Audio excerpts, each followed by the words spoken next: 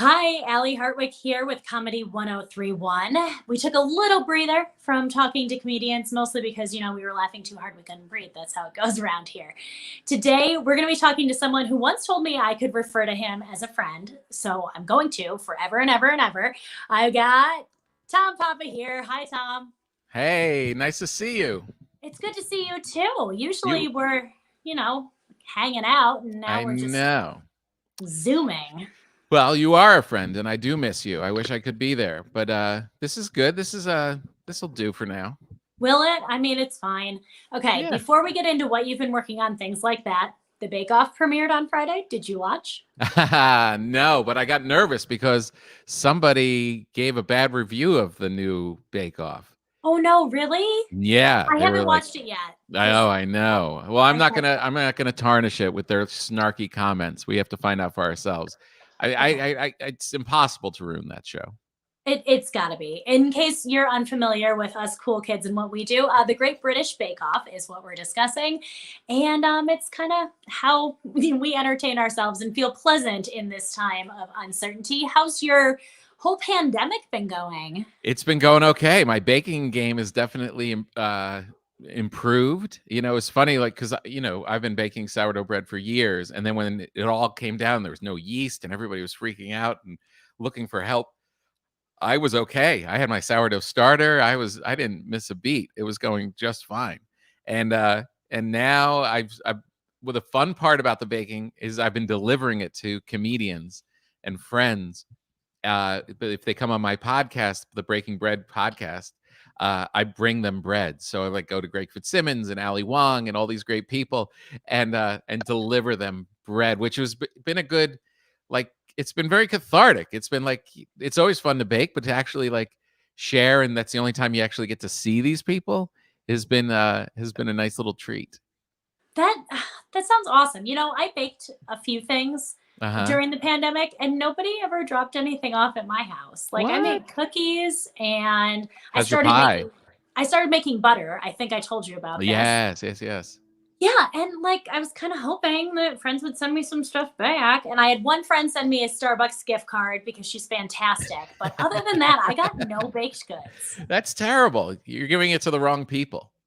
Do you think so? Or am I just like unliked? Am I that weird person that's like, here, have cookies, be my friend? I do feel that way too. It's like I just show up. It's like a pandemic, and I'm showing up with bread from my kitchen, and to my neighbors, they're like, "Thank you." Yeah, do they like you or are they just polite? That Yeah, is right. the question I Exactly. ask myself every day. Exactly. So you're always one of the busiest people, I want to say in show business, but that term is so dumb. I mean, you're always writing things, performing, doing stand up. Have Yeah. you slowed down at all or have you just, kind of kept it going from home? Yeah, I've had to slow down the performing part of it, which has been annoying. Like I can't hear. I'm in LA, so it's like hard to go out and do shows. There's just nothing happening. That part's been really frustrating, but I've kept up the writing. I had a new book come out right in May called "You're Doing Great and Other Reasons to Stay Alive," and but it was weird. Like normally I'd go on a book tour and go see people and spread it that way, and now I was just doing it, all from my desk. So that part has been definitely weird. The missing the live performance, but I was able to go out like once a month. I'm going only to clubs where I know that they're going to keep my audience safe and do it the right way. I went to Salt Lake City and Portland, Oregon, and I'm coming to Comedy Works this weekend. And it's been so, I don't know who's enjoying it more. It's like me or the audience, because I've been craving it, and just to be able to relate to people about all the insanity and then come off stage. It's just been a godsend. I couldn't believe. I knew I missed it. I didn't realize how much I missed it. Yeah. I mean, when you're a performer, as you are, I don't Yeah, think people realize that that's not an itch you can scratch in any way other than performing for people. a And your hundred family and percent. friends get sick of it real fast. Yeah, no, it's not the same. And all these kind of like ways of like people trying to do Zoom shows or trying to do all this other stuff, and it's like, yeah, it's close, but it's not the same as like being in a room. It's an energy thing. You need people. So Yeah. even going in front of like 10 people is better than nothing, you know? And I have some comic friends who are like, well, it's not going to be that big of a crowd. I'm like, I don't care. I've spent my whole career in front of 25 people. It'll be fine. Oh man, is that tough though? Like when you've got, I'm just realizing I have all this information. We have a lot of people asking when your show is. Yeah. Forgot to put it up on the bottom. There's Oh, there you information go. on where you can see Tom. Friday and Saturday. Yes, this Friday and Saturday. Yeah. Oh my gosh. I So know. exciting. It's very exciting. So yeah, has that energy been different? You said you've performed a few places with Yeah. not as big of a crowd because you get a lot of your feedback from what you hear and how people are reacting to you. Yeah. I mean, it's not the same as like having it, you know, completely sold out, of course, and having that energy of like a really big place. But you look, you know, I normally when I tour, I'm doing theaters, and there's a handful of clubs that I still do. Comedy Works is one, like Cobb's in San Francisco, like certain places that are big and you can see a lot of people, but it's also more intimate. So that's why I'm coming. Like that's why I go to these clubs. It's that small, you can play around, it's fun, I can interact. It's like that club atmosphere. And you don't lose that. You could take half the people out, it's still a great time. And it's kind of like what I've been saying about the whole pandemic. It's like fewer people in line at the airports, hotels, easy check-in, clubs without like someone sitting right on top of you. These aren't bad things. This I is know. kind of how life should be. I agree with you. And I really feel for restaurants that are struggling right now and at like 50% capacity. But it's my goddamn dream because there's nobody in there and I I can know. always get a table and then I get all the attention. And it's amazing. I love it so much. We got too big. Things were too big. Mardi Gras should not have been millions of people. You know, it just, there shouldn't be, you shouldn't have to get to the airport 3 hours before your flight. Now, get there 7 minutes before your flight. You're going to make it. Yeah, I always did that anyways because I felt like, someone's got to be the last one on the plane. And usually me. I'm at the bar as they're calling my name, like chugging one more beer. And they're like, yeah, I'll make it. I'm fine. I'll be there. Yeah, No, but look, I would love for it to go full speed back to what it was. But I think that there are some things that we've learned from it, you know, that maybe we were racing maybe a little too much, and maybe we were all going out and doing these things in mass where, you know, it's been just as enjoyable doing smaller shows or even staying home a couple weekends than going out and doing it all the time. It's like, I hesitate because I know once things come roaring back, I'll get swept up in it like everybody else. But I hope we carry a little lesson from it.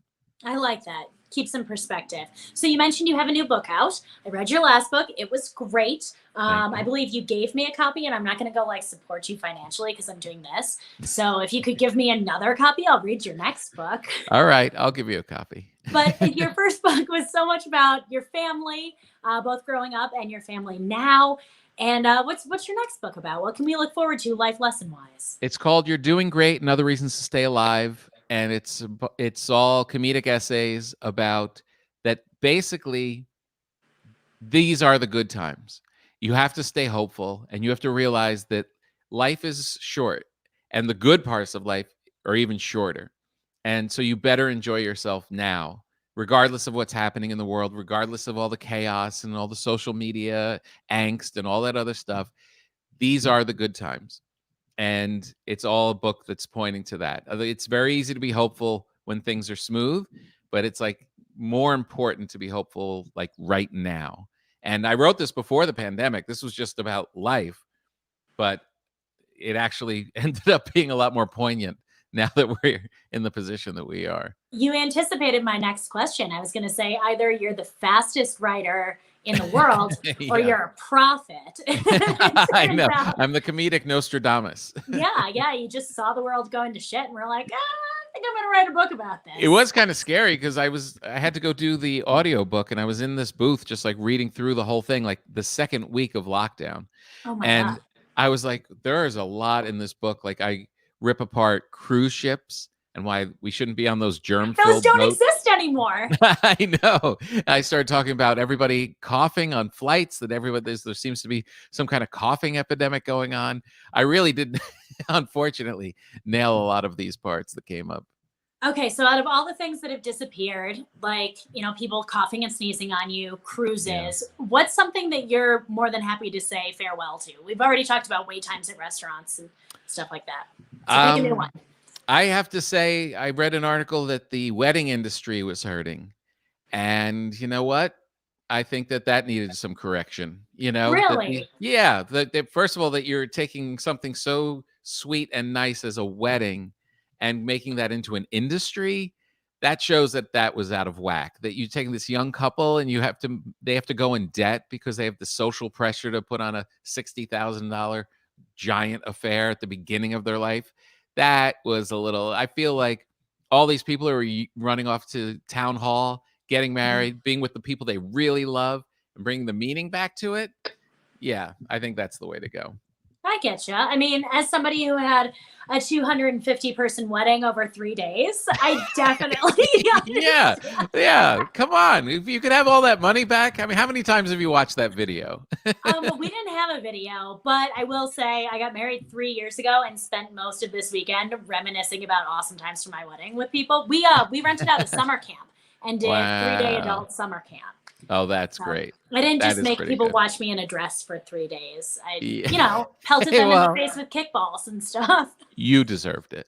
Thank you. I think so. So glad the wedding industry is dead. So mine is the last big wedding that anyone will remember. Yeah, that's right. Exactly. You were the headliner. Yeah. I'd like to think like the finale, the grand finale of the wedding industry. So how is it having your kids at home, especially because you are traveling all the time and you just got like a big dose of family time? Turns out this is a pretty nice place to live. This is I see why they enjoy it so much. There's dogs and there's food always in the refrigerator, and it's kind of a nice pace. It's nice here. I think I'm enjoying the time more than they are. I think my daughter said that she could hear me chewing from across the room. So I think she's kind of craving for me to go back on the road a little bit, get out of her face and give her some freedom. Wish granted, at least this weekend. Yeah, but I've enjoyed it. It was nice. I've been on the road for a long time.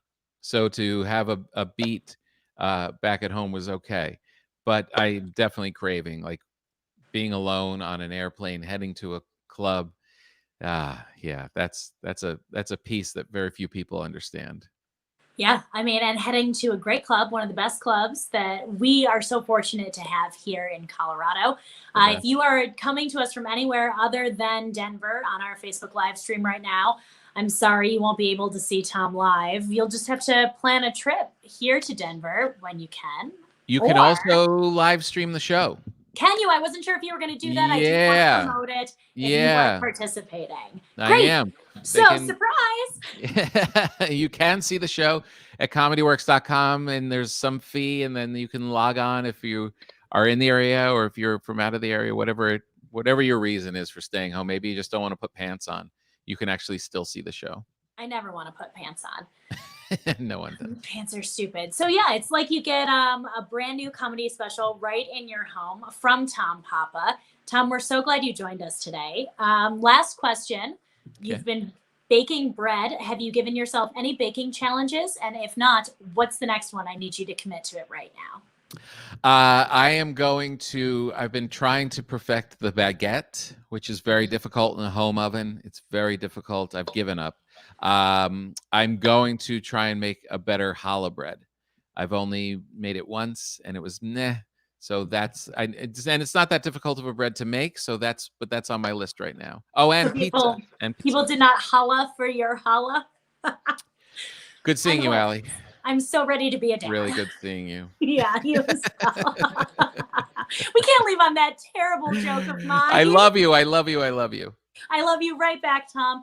It was great to talk to you today. Hopefully I will see you this weekend. Again, tickets right down here at comedyworks.com. Tom, thanks for being here. I'm going to scoot you out and take the spotlight for myself.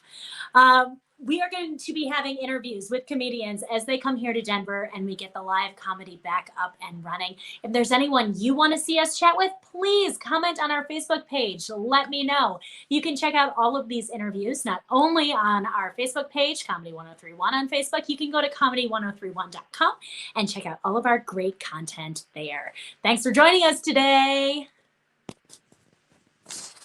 I gotta go. How do I go?